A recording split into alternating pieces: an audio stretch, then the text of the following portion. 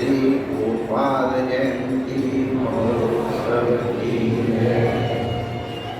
आज के आनंद की जय जय जय श्री राधे।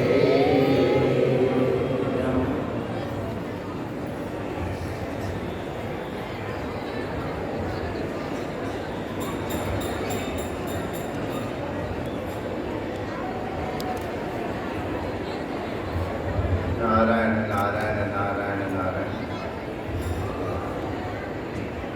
महापुरुषों ने अपने स्वभाव से, सद्भाव से इस प्रकार अपने सेवक पर अनुग्रह किया।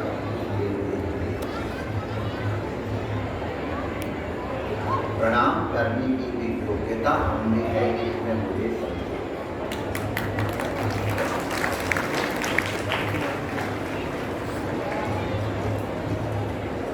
पूज्य पूजन के भी सब अधिकारी नहीं, ऐसे पूज्यों का हम पूजन कर सके।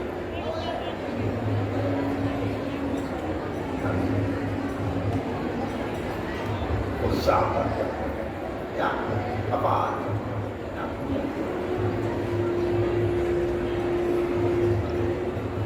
सेवा करनी है तो छात्रों की मिशन की एक आख्यायिका माने कहानी तथा उसका आश्रय लेते हैं और जितना संक्षेप में हो पाएगा उतने कम शब्दों में उस आख्यायिका का विचार करें, वर्णन करेंगे। लेकिन उस आख्यायिका से हमको क्या प्रसाद मिल रहा है उसके ऊपर भी इन महापुरुषों की जीवन का प्रसाद वितरित करने की चेष्टा है।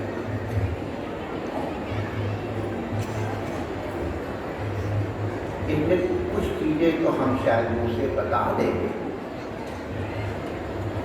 और बहुत चीजें वो किस ओर संकेत कर रही हैं वो हम लोगों को अपने आप समझना चाहिए,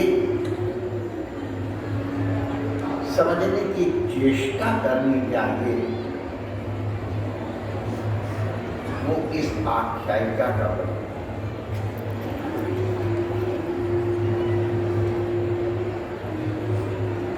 हमारे यहाँ श्रोत्रिय का बड़ा संबंध। श्रोत्रिय माने केवल कोई ग्रंथ पढ़े ये नहीं। श्रोत्रिय का मतलब है गुरु शक्ति पूर्वक, गुरु शुश्रूषा पूर्वक, संप्रदाय के अनुसार शास्त्र के भावों का और तदनुगत उनके वाक्यों का अर्थ ग्रहण करने की चेष्टा।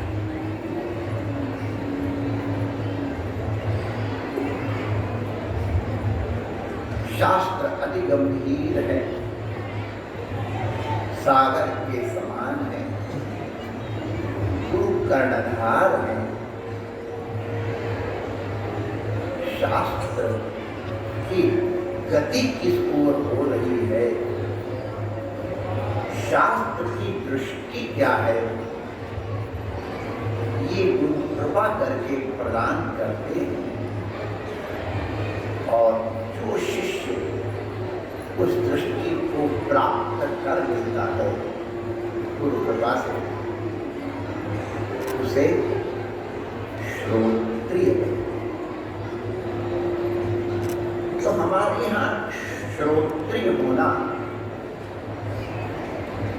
एक बड़ा सम्मान का संकेत है। उपनिषद कभी एक भी मात्रा का प्रयोग व्यर्थ नहीं। हम जिन महापुरुषों की आख्यायिका श्रवण करने के लिए हमें उपस्थित हैं, उन महापुरुषों को महाश्रोत्रिय कहा है। अब महाश्रोत्रिय का क्या तात्पर्य है, उस महान को इस अल्प मस्तिष्क में मैं अब तक नहीं समझ पाया। कथा है उन महाश्रोत्रियों, केवल महाश्रोत्रिय नहीं है।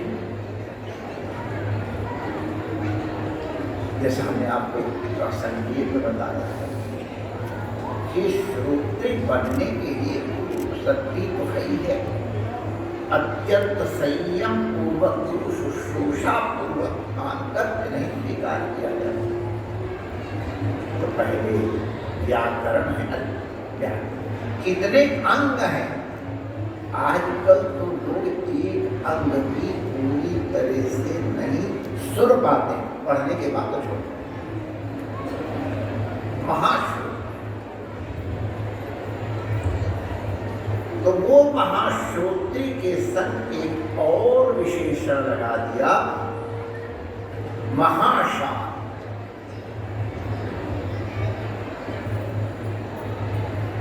महाशाल का तात्पर्य है जो बहुत बड़े गृहस्थ हैं। ये साधारण है। वास्तविक तात्पर्य ये है जैसे एक कुलपति होते हैं, तो हमारे यहाँ संभवतः 1000 शिष्यों को जो पढ़ाते हैं उनको कुलपति कहते हैं। ये शास्त्र पर उपनिषद का बात कह रहा हूँ। कदमपुर आचार्यों की भी संख्या निर्धारित है। हमको सर्वथा शक्त रूप से वो ध्यान नहीं, इसलिए मैं उसका उच्चारण नहीं करता। उनके आहार विहार के सहित उनके अध्ययन अध्यापन संरक्षण की जो व्यवस्था करते हैं उन्हें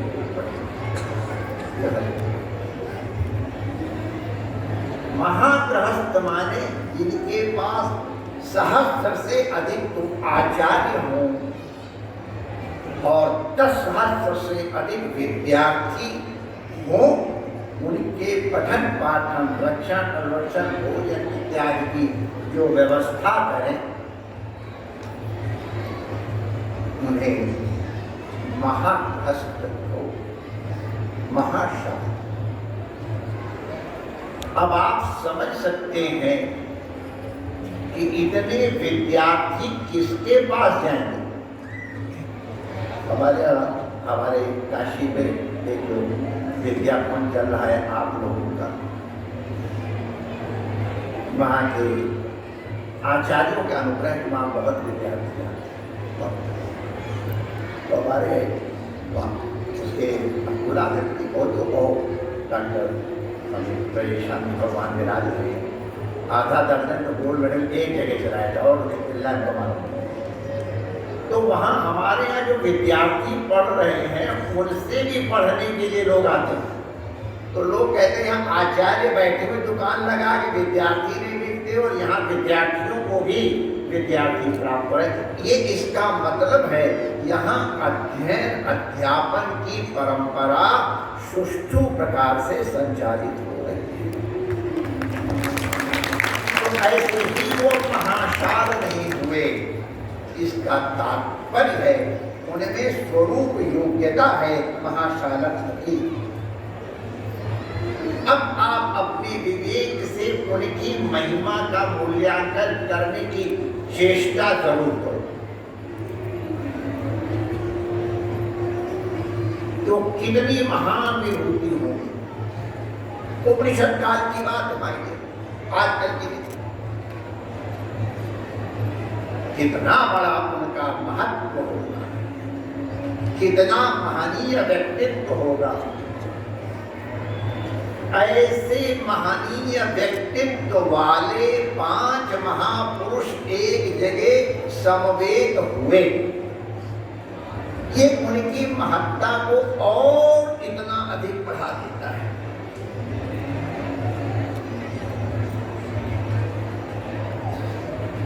भोले बाबा या हनुमान जी जैसे लोगों को छोड़ो, आजकल के कई वक्ताओं को तो दूसरों की कथा ही अच्छी नहीं लगती, एलर्जी होती। असली श्रोता वो है, असली वक्ता वो है जो सुनने की इच्छा करता है। और अभी अभी ध्यान सुन ही रहे हैं, वो पांचों के पांचों, और उनकी परंपरा भी बताई जो कितने बड़े महनीय पिताओं की संतान है, उन सबके नामों लेख। ऐसे महाशास्त्र, महाश्रोत्रिय, ये उपनिषद उनके विशेषण दे रहा है। किसी एक समस्या के ऊपर विचार करने के लिए समवेत हुए, एकत्रित।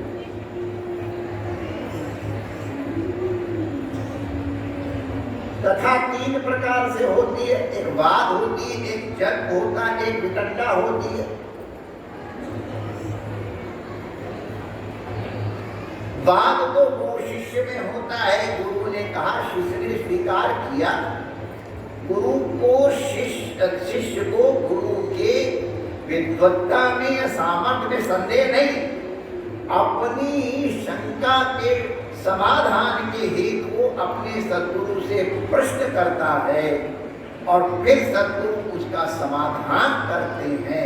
पुनः यदि शंका होती है तो विद्यार्थी पुनः करते हैं। हम लोग इस तरह की परंपरा से पढ़े तो गुरु जी कहते तुम लोग हमको पढ़ाते, बड़े सुब्रमण्य शास्त्री तुमसे मैं पढ़ता हूँ। अच्छा, उनके पद नख की धूलि के समान हम नहीं हैं, कितने महानी व्यक्ति, हम तुमसे पढ़ते हैं।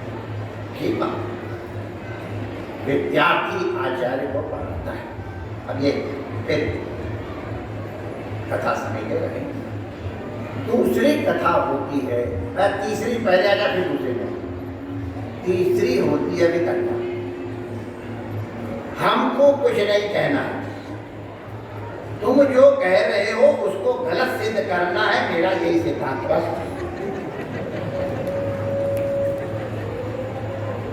हम तुम्हारा घर नहीं बने रहने देंगे, इसको भी। और जब ये न्यायशास्त्र का हल्का सा विषय इसलिए दे दिया कि जिसमें हम उसकी महानता को समझ सकें और महापुरुषों के शब्द को।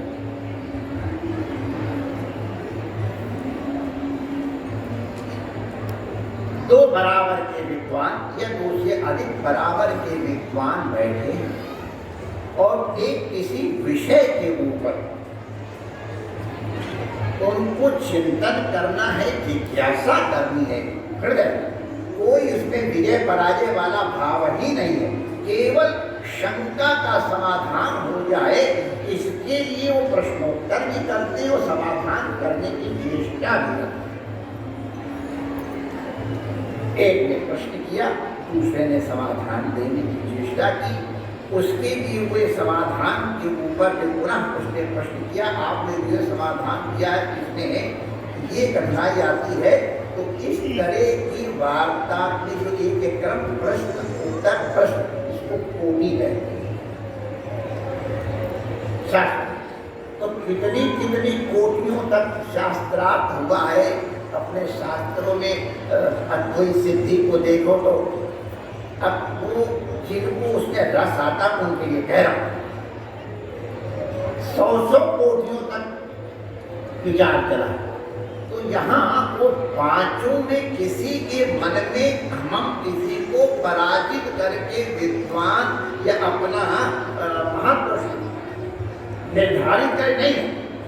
इसी भी प्रकार से ये जो ब्रह्म विषय जिज्ञासा है इसका समाधान। अब उतने बड़े विद्वान, उतने बड़े कुलपति, कितना महनीय व्यक्तित्व होगा जो एक जगह संवेद होकर सबके सब बस लंका में सब 49 हाथ में थे, उससे छोटा तो कोई था ही वही हालत, लेकिन उनको समाधि की प्राप्ति नहीं समाधान कर।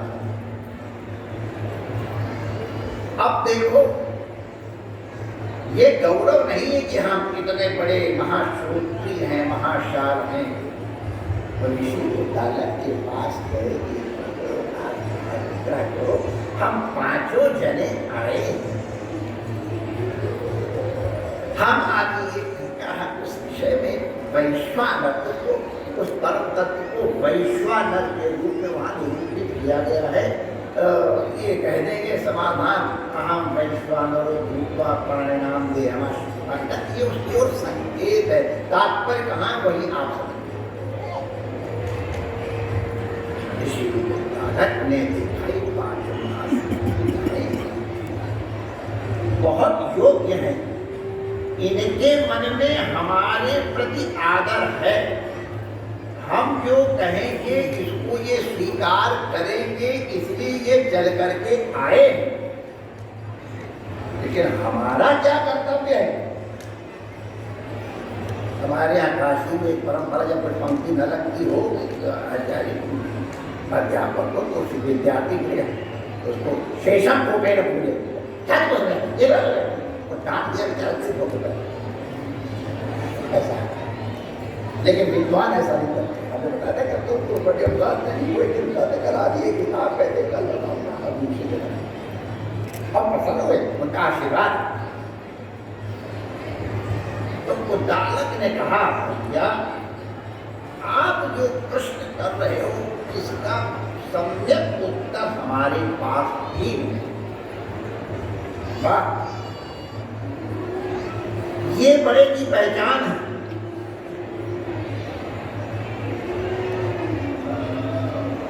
विद्या ददाति विनयम, आकार तो मुद्दे की पहचान है। माई हमको भी नहीं मालूम है, लेकिन हमने सुना है कि राजा अश्वपति को इसका ज्ञान है। तो चलो चलते हैं। हमारे पास कोई निमंत्रण नहीं आया है, हमारे लिए कोई व्यवस्था नहीं की गई है, हम राजा क्या क्यों जाएं? ये ऐसे महापुरुष हैं। लेकिन जब जिज्ञासा हुई तो जिज्ञासु वही है जो समाधान के लिए, समाधान प्राप्त करने के लिए कुछ भी अर्पित करने को तैयार। सिर्फ काटे क्यों मिले तो भी सस्ता जान, जो ये कहा गया है वही है। मतलब रखना न कभी पाँव यहाँ सर।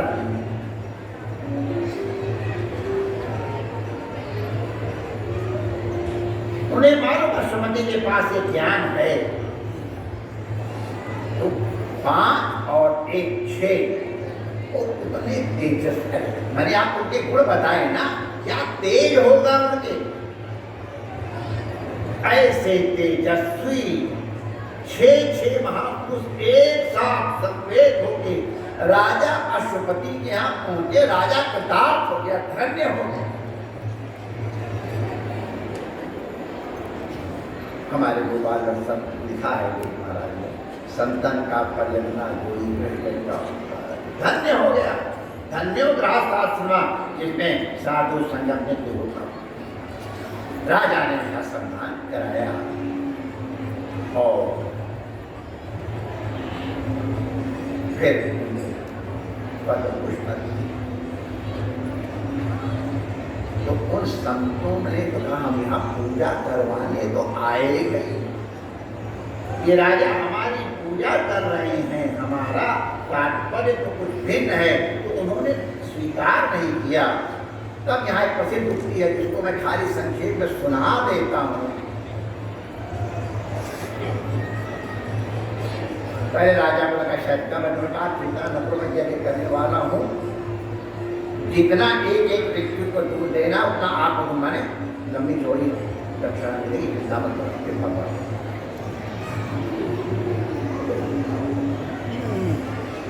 और संतों के मन में उत्साह न देख करके उसको लगा राजा को ये श्रोत्रिय महापुरुष हैं, राजा का धन नहीं लेना चाहते।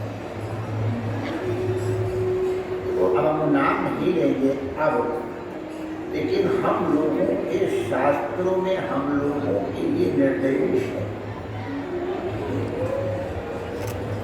किसका अन्न लो किसका न लो।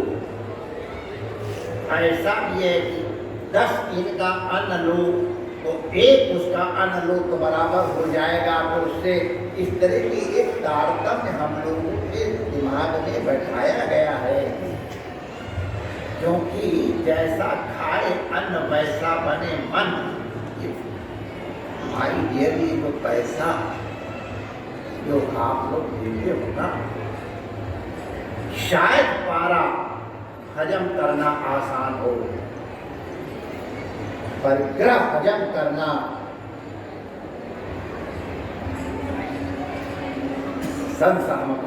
संसारी का टुकड़ा 9 अंगुल दांत, भजन करो तो बचे नहीं तो फाड़े आंख, पर ग्रह खा जाओ। जैसे पारा निकलता है, पर ग्रह के लिए बहुत संकीर्ण और जिन्हें हमारे संत लोग मिनिमम में गुजारा करते और मैक्सिमम सेवा में लगाते। तो कई लोगों के धन को अति अपवित्र माना गया है, उसमें से राजा के धन को भी अपवित्र माना गया। उसका कारण है कि राजा क्या किसी को दुखी करके जुआ के टैक्स और शराब के टैक्स न जाने कहाँ से उस तरह से आता है, इसलिए उसके धन को पवित्र नहीं माना जाता है। तो राजा को लगा शायद हमारा धन इसलिए नहीं देना चाहते राजा अश्वपति ने। ये मैं इसलिए सुना रहा हूँ कि अश्वपति भी कितना महान है। आज वो बात मैं अपने लिए कहने की हिम्मत नहीं करता हूँ, इन सब महापुरुषों के सामने सत्य बोल रहा हूँ। जो कसौटी राजा ने बताई हम उसमें अपने को खरा नहीं पाते, हमें मालूम अपनी वीकनेसेस। राजा काल को कहता महाराज आप हमारे धन को लेने में संकोच मत करो। नमेस्तेनो जनपदे न कदमिरो न मद्यपः इत्यादि पूरा बताया।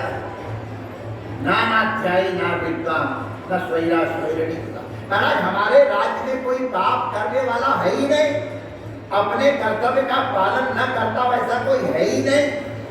परस्त्रीगामी पुरुष नहीं, स्त्रियां कहाँ से परस्त्री पुरुषगामी हो जाए इत्यादि। माने हमारा धन अत्यंत पवित्र, इसलिए आप स्वीकार करो।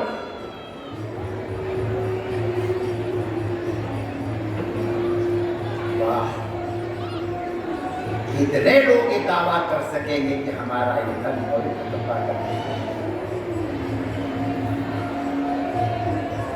तब उन संतों ने कहा, उन महाश्रोत्रिय और महाशालों ने कहा, महापुरुषों ने, राजन जो जिस प्रयोजन के लिए आता है उस प्रयोजन का समाधान चाहिए। हम धन के लिए आपके पास नहीं आए हैं, आपके पास वैश्वानर विद्या है, उसे प्राप्त करने के लिए हम आए हैं। राजा ने कहा अच्छी बात है, मैं कल प्रातः काल आपकी सेवा करूंगा। अब देखो वो गृहस्थ है, राजा है क्षत्रिय, और ये दिव्य ऋषि पुत्र हैं, इतने विद्वान हैं, और वो समित पाणी राजा के पास गए। साफ साफ लिखा हुआ है सामवेद में, समित पाणी होके राजा के पास गए। ये इस तरह सीखा जाता है।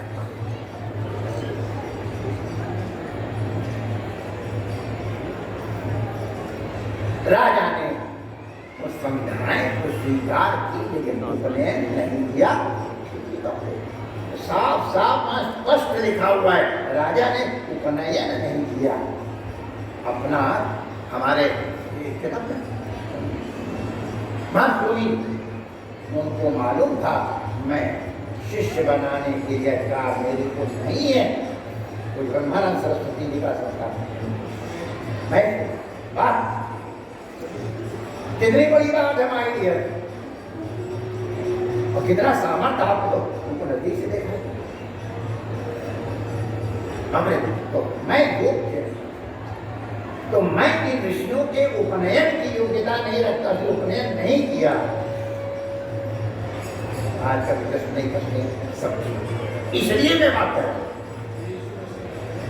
हमको समाज, हमको अगर हमें योग्यता नहीं है तो फिर हमको कुछ चेष्टा करके उसकी तो होगी जो अपनी हानि नहीं करनी चाहिए।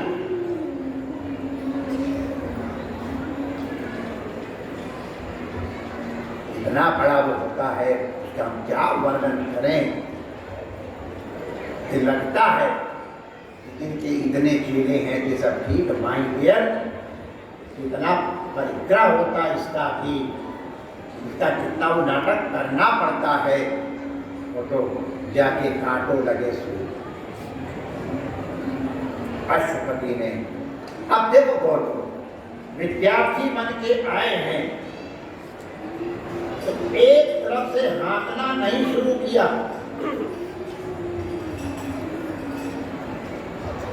आए हैं एक लक्ष्य से, वैश्वानर विद्या प्राप्त करनी है, एक प्रश्न।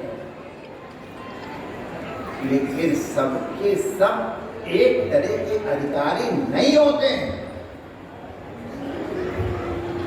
क्योंकि सबके पूर्व कर्म, प्रारब्ध कर्म के अनुरूप उनका अंतःकरण होता है, उनका स्वभाव होता है, इत्यादि इत्यादि के कारण। जैसे अलग अलग रोग के लिए, अलग अलग रोगी के लिए एक ही औषधि का अनुपान मात्रा भिन्न भिन्न होती है, वैसे गुरु शिक्षा भी भिन्न भिन्न होती है। हम लोगों ने एक दिन दा का उपदेश सुन करके समझ लिया था, हर शिष्य के अनुरूप गुरु का उपदेश होता है। गुरु का एकमात्र लक्ष्य है, इसी तरह काटवन ने कहा, किसी भी प्रकार शिष्य का समाधान हो, उसका परम कल्याण। इतने बड़े श्रोत्रिय, इतने बड़े महाशाल आए हैं, राजा ने उनसे प्रत्येक से इवैल्यूएशन के लिए प्रश्न किया। अरे प्राथमिक प्रसंग है, हम कुछ डिटेल में नहीं जाएंगे, संकेत से आपको बता दे रहे हैं। एक एक महाश्रोत्री महाशाल से प्रश्न किया, तुम क्या करते हो, और तब बताया तुम्हारे इसमें जो कर रहे हो ये है, और तुम ये जो साधना कर रहे हो उसके पुण्य के कारण तुमको ये चीजें मिली हैं। अरे महाशाल होना ये कोई सामान्य पुण्य की बात है। तुम्हारे पास इतना अन्न इतने सबका वर्णन है वहां, ये तुमको प्राप्त हुआ है, ये फिर तुमने उपासना, लेकिन तुम्हारी उपासना अपूर्ण है। फिर उसको पूर्ण करके समाधान किया, और तो बहुत अच्छे आ गए हमारे पास। अगर तुम हमारे पास न आए होते तो तुम्हारी इस प्रकार से हानि हो। अगर उपासना उचित ढंग से या संपूर्ण ढंग से नहीं होती है, एक स्तर पर जा करके वो फिर हानिकारक हो जाता है। ये हम सबके समझने के लिए है भाई। साधना को गंभीरता से तमाशा नहीं है। अगर तुम मेरे पास ना आए होते राजा अश्वजीत, उतने बड़े महान शाल महान श्रुति को कह रहे हैं तुम्हारा सिर टुकड़े टुकड़े हो जाए, आ गए अच्छा हुआ।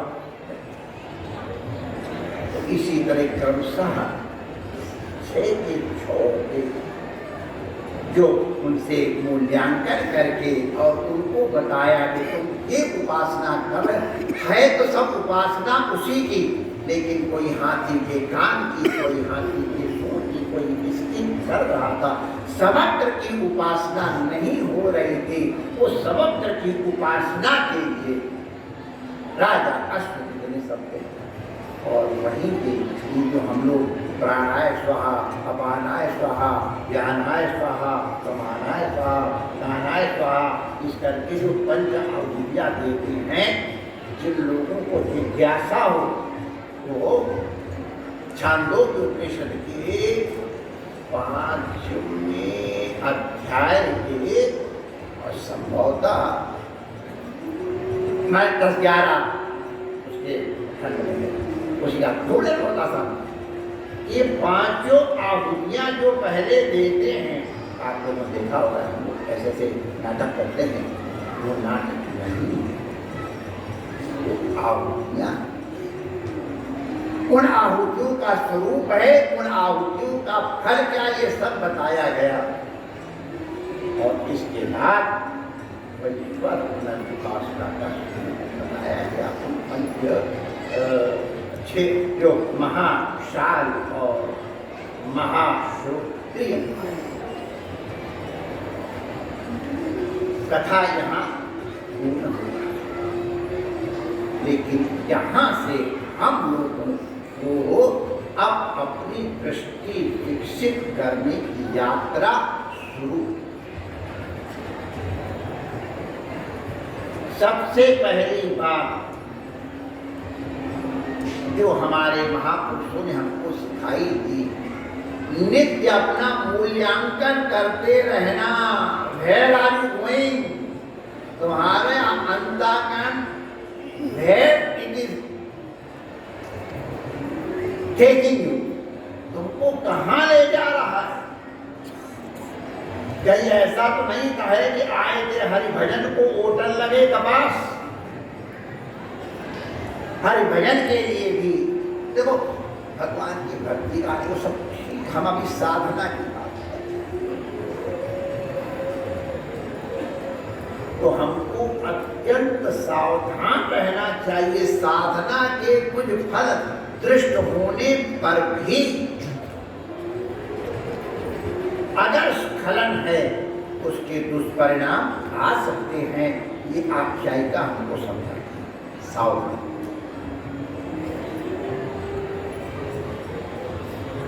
हरेक से प्रश्न नहीं किया जा सकता है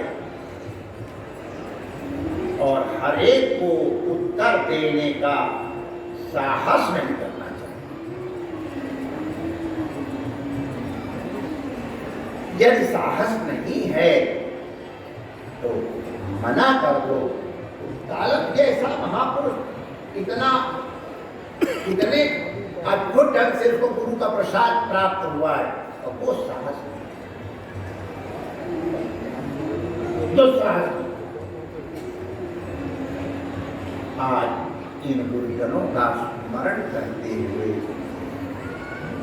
छांदोग्य उपनिषद की इस आख्यायिका के आश्रय के माध्यम से हम अपने गुरुजनों को वंदन करते हैं। ये आख्यायिका हमारे यहाँ एक साक्षात कहा जाता और एक परंपराया कहा जाता है।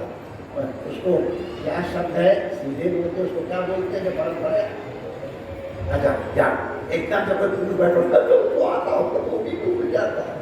तो मतलब उसको व्याज स्तुति कहते हैं। तो व्याज स्तुति माने कह रहे हैं कुछ और, लेकिन तात्पर्य उसका और है। जैसे साहित्य में माई डियर देख रहे हैं पलाश के फूल की ओर, और तात्पर्य कहीं और होता है, उसी तरीके तो इसको ये आज जिन गुरुजनों ने यहाँ तपस्या कर हम लोगों के लिए ये पुल बना, ये हमारे लिए बेड़ा बना, कैसी कैसी उनकी तपस्याएं रही हम लोगों ने सुना है गुरुओं से और गुरुओं को सुना। आज उनका अनुग्रह है, उनके परमाणु यहाँ विद्यमान है, हमारे लाला लाली के तो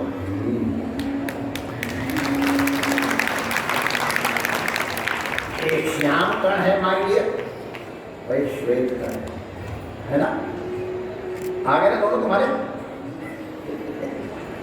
माय डियर। क्या अनुग्रह बरसा है इनके ऊपर, इनके गुरुओं का, इनके पूज्य दादाजी, इनके पूज्य पिताजी, वाह वाह वाह। हम लोग सब लोग उनसे अनुग्रहित, उनके प्रसाद से आप प्यायित हैं, और वही हमको जब झलक मिलती में गदगद हो जाए। ये प्रशंसा नहीं है, ये खास कथन ही नहीं कर पाया हूँ थोड़ा तो उनकी परमाणु यहाँ है, चेतन परमाणु है, बहुत सिद्ध स्थल है। इसको